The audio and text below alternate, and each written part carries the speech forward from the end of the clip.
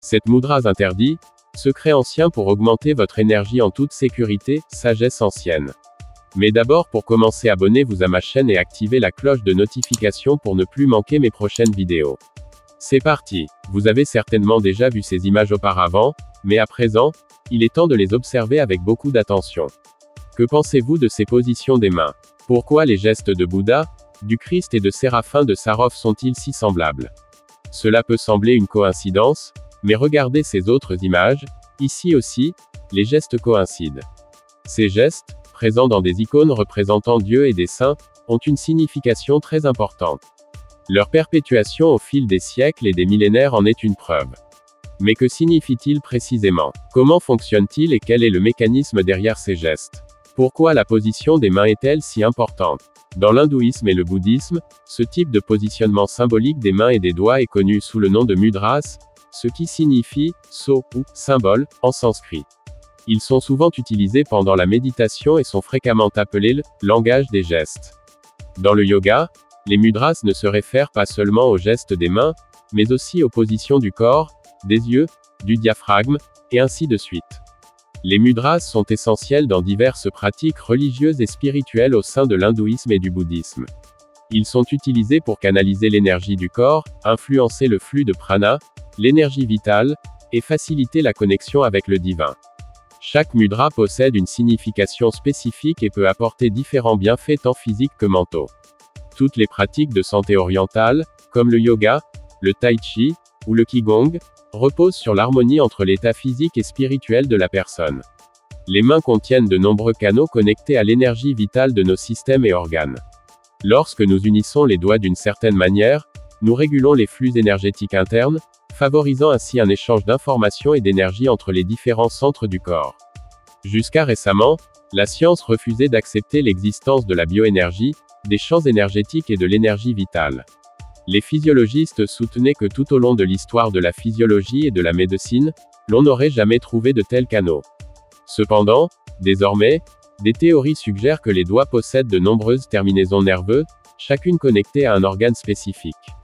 Le pouce est lié à l'estomac et à la rate, l'index au rein, le majeur à la vésicule biliaire et au foie, l'annulaire aux intestins et aux poumons, et l'auriculaire à l'intestin grêle et au cœur.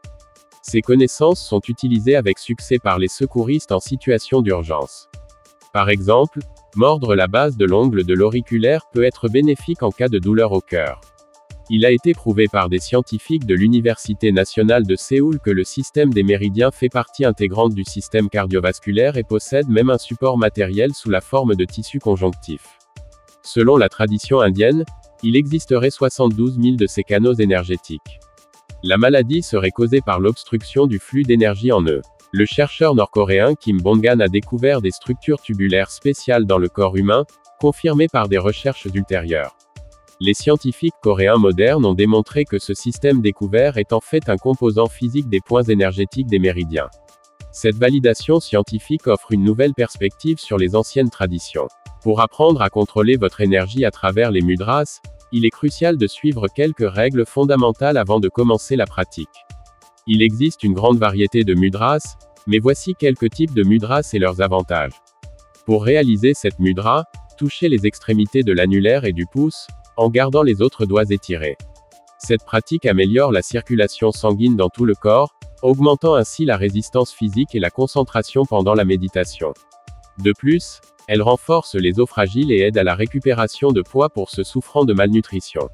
Pliez l'annulaire et l'auriculaire, en les joignant à la pointe du pouce, tandis que les doigts médians et index restent droits.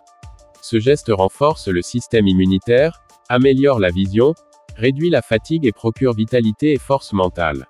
Cette mudra est particulièrement utile pour revitaliser le corps et l'esprit. Essentielle pour toutes les femmes, cette mudra a un effet positif sur la peau et aide à éliminer les signes de fatigue. Touchez légèrement la pointe de l'auriculaire avec la pointe du pouce, en gardant les autres doigts droits. Cette pratique maintient l'hydratation du corps, combat les problèmes de peau comme la sécheresse, les infections, et l'acné. Pendant les états d'anxiété, cette mudra est efficace pour calmer le corps et l'esprit. Pliez l'index et pressez légèrement la deuxième phalange avec le pouce, en gardant les autres doigts étirés. Elle réduit le stress et aide à soulager l'impatience et l'indécision. Pendant les états d'anxiété, Cette mudra est efficace pour calmer le corps et l'esprit. Pliez l'index et pressez légèrement la deuxième phalange avec le pouce, en gardant les autres doigts étirés. Elle réduit le stress et aide à soulager l'impatience et l'indécision.